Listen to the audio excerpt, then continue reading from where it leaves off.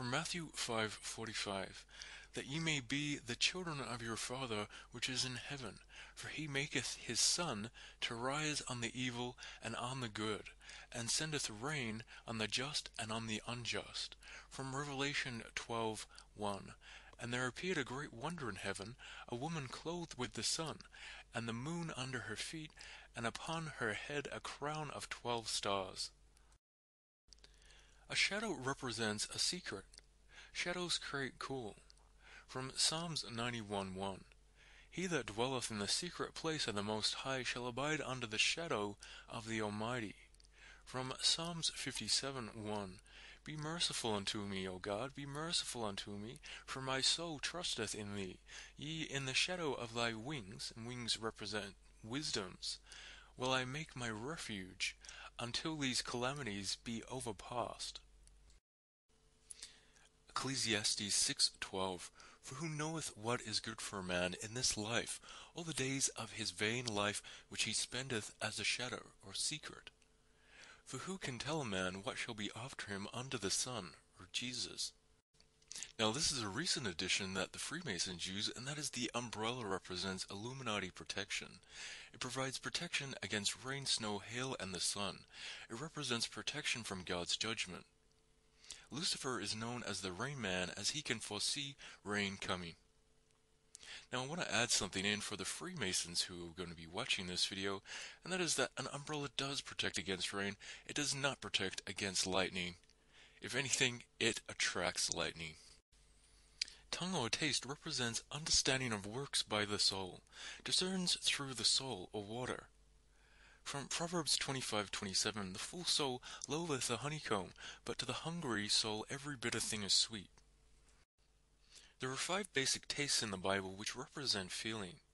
There is bitterness, which comes from toxicity, and this represents hatefulness. There is sour, which comes from acidity, and this represents resentfulness. There is saltiness, and this is neutral. Salt is formed when an acid and an alkaline cancel each other out, and this represents sorrow. Savor comes from glutamates, and this represents gratefulness. Sweet comes from sugars, and represents lovingness.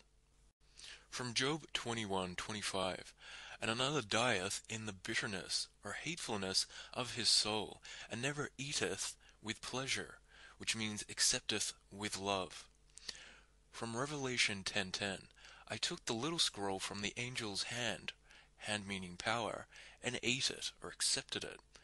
It tasted as sweet as honey, or as lovely as pride in my mouth, but when I had eaten it, my stomach turned sour, or resentful.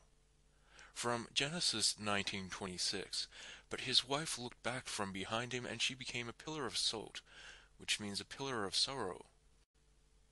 From 2 Corinthians 2:15, for we are unto God a sweet savour of Christ. From James 3:11, does a fountain send forth at the same place sweet water and bitter?